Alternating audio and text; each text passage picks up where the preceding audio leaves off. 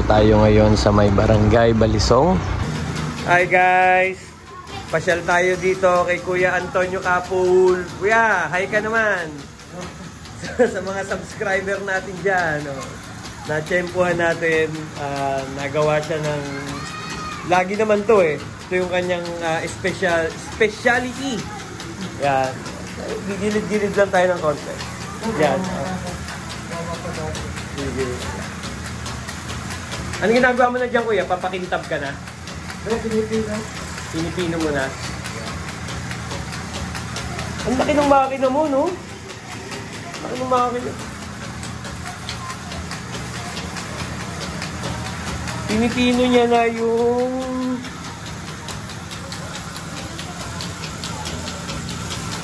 Parang ang laki niyan. 29 kilo, no? Yeah. So, order yan.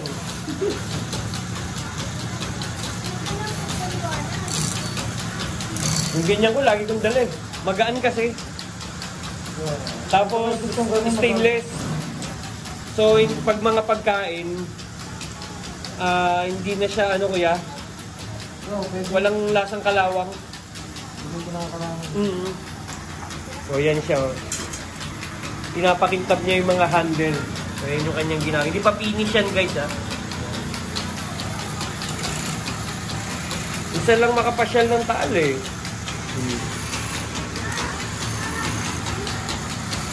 Ano yan, kuya? May talim na yan? Wala pa. Papatalatin pa ta. Ano na rin, no? Stainless na rin yung talim rin yan, no? Pero pwede kayong mag-request ng molye pag gusto ninyo. Pwede. Oh, guys.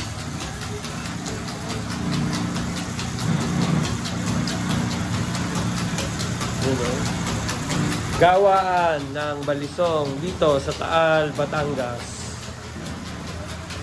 Yan. Kay Kuya, ito naman ay yung kay Kuya Antonio Kapul.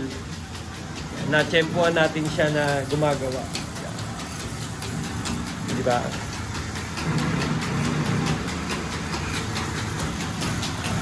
Stainless. Anong sukat ng stainless niyan, Kuya? 29 cm raw. 29 cm. Eksakto siya. Yung tinatawag na original 29 cm. Yun, eksaktong 29 cm pag sinukat natin. Tingnan natin kung mainit. So parang agila, Kuya, o dahon? Ano bang idea mo? Dahon? Agila?